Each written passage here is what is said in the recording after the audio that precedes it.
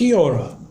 This is John Winters, Supermarket Sleuth, talking to you once again from Auckland in New Zealand. And what are we talking about this week? Supermarket sales in the UK bounced back with Morrisons beating the discounters. That's interesting. How are supermarket sales faring in the UK? They're slowing down and surprise, surprise, Morrisons is beating them. This covers the 4 weeks to 12th of July as year-on-year sales dropped back by 14.6% to 18.9% in June. Kantar considers the reopening of the hospitality industry has probably had a bearing on this, and national brands are once again leading the way over own label. Take-home grocery sales rose by 16.9% over the slightly longer period, the faster growth rate since 1994. Total sales reached a record £31.6 billion. There was robust sales growth at all the big four supermarkets. Morrisons sales were up by 17.4%, ahead of both Lidl at 17.3% and Aldi at 13%. The UK's fourth largest group also gained market share for the first time since 2016, with it now standing on 10.3%. Tesco sales rose by 15.1%, Sainsbury's were up by 13.5%, and Asda's grew by 11%. Now, under the original owner, Iceland's growth reached a new record high of 34.1%. Wow, that's a big jump, with its market share increasing to 2.5% amid rising demand for frozen food during the lockdown. Over the 12 weeks, Kantar's data shows that the total frozen food market increased sales by 22%, the second fastest growing category behind alcohol. Promotional activity at the grocers picked up in the latest 4 weeks, with 29% of sales including some type of discount. Still in the UK, Lidl is about to launch its loyalty app, offering savings and benefits to customers. Lidl has just rolled out the Lidl Plus scheme in the Republic of Ireland.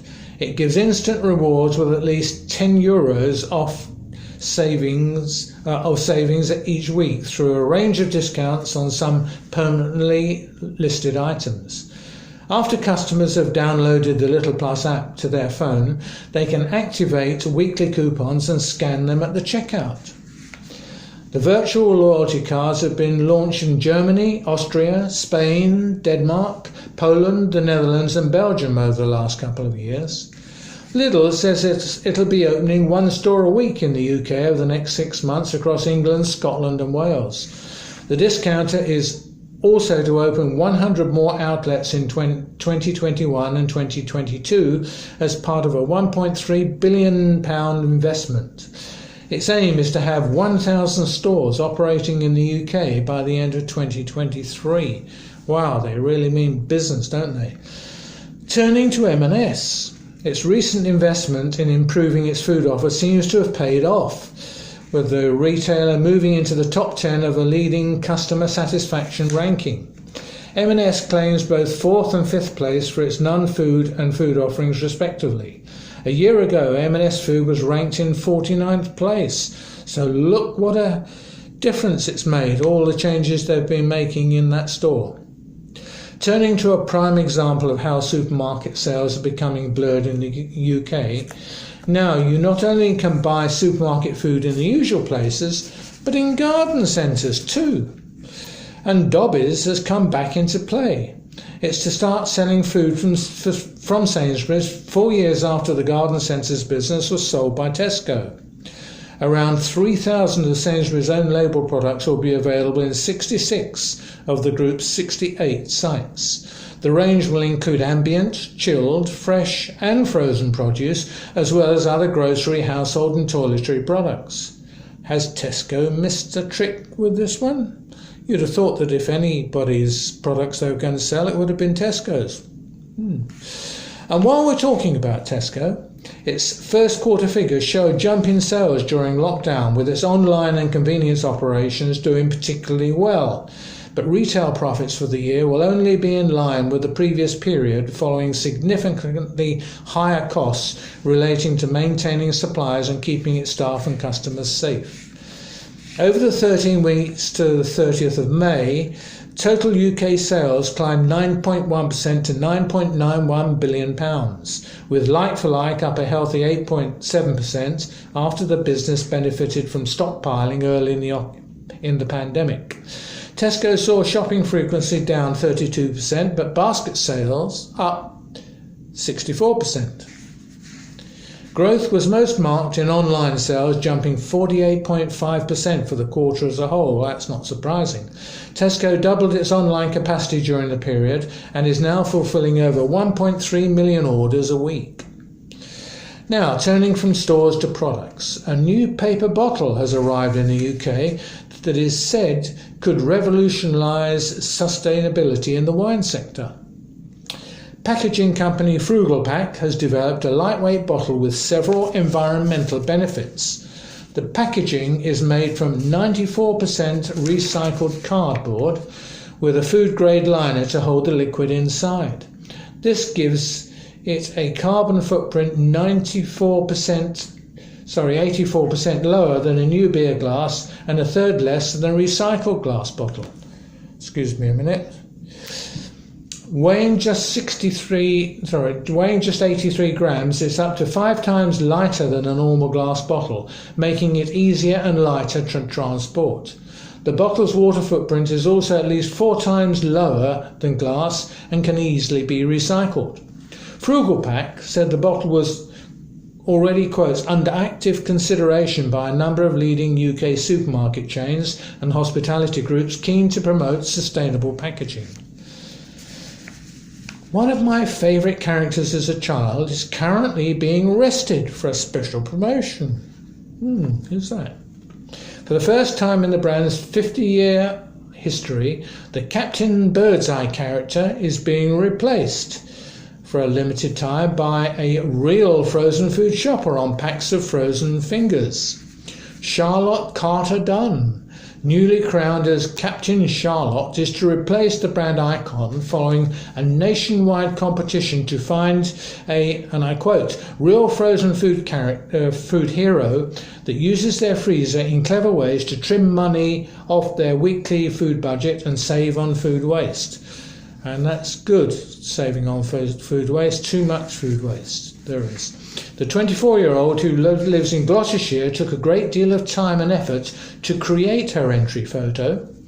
It was an impersonation of the famous captain. She's also provided frozen food tips on saving money and cutting food waste. Iceland and Birdseye worked together to launch the competition to promote the benefits of frozen food. Recent research commissioned by the two frozen food giants revealed the extent of food waste in the UK, with over £188 million wasted nationwide every week. Just imagine that, times 52, how much per year is being wasted. It's just criminal, that is. It shouldn't happen. The limited edition Birdseye Fish Fingers packs are now in Iceland stores across the UK.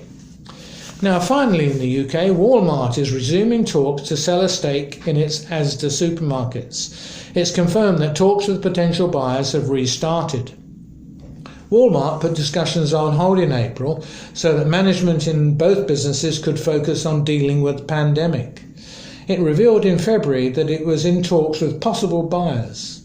Later reports suggested that private equity investors Apollo Global Management, Lone Star Funds and TDR Capital had submitted first-round offers for Asda and were due to proceed to the next stage. Now, it's understood that Walmart wants to continue as the major stakeholder, and that's good for Asda.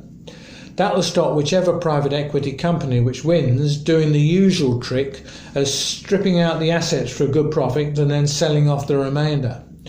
This Walmart manoeuvre seems to be just a way of releasing funds to plough into its core business back in the States. Now we travel around the globe to Australia over another example of working together. Australian supermarket operators may be able to continue working together until March 2021 to ensure the continued supply of food and groceries during the COVID-19 panic under a draft determination by the ACCC, the country's competition watchdog. Governments are traditionally hot on ensuring that supermarkets don't work together and don't collude in any way. So that's seen as working as a cartel in their own interests and not the interests of consumers.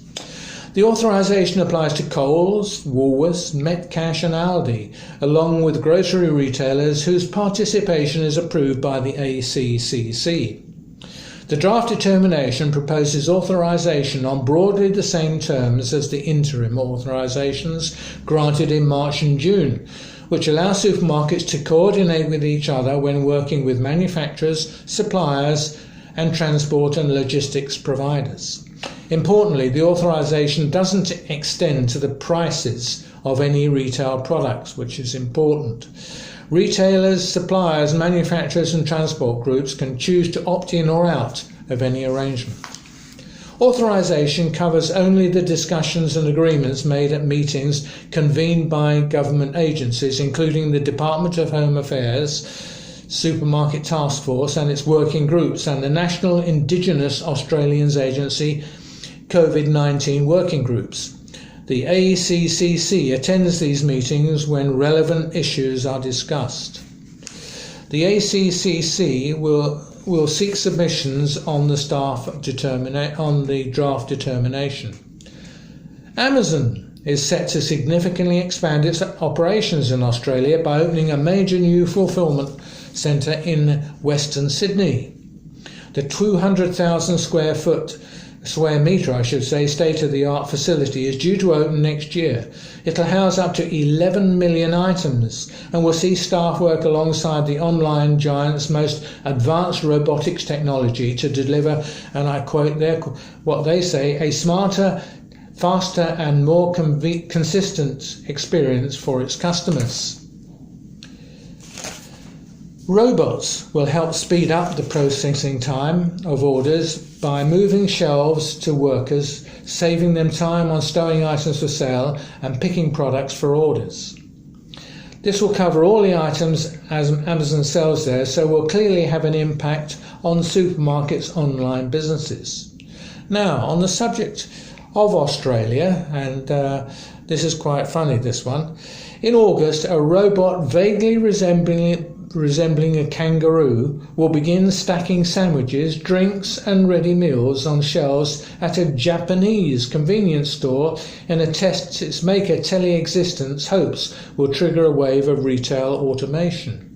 Following that trial, store operator Family Mart says it plans to use robot workers at 20 stores around Tokyo by 2022.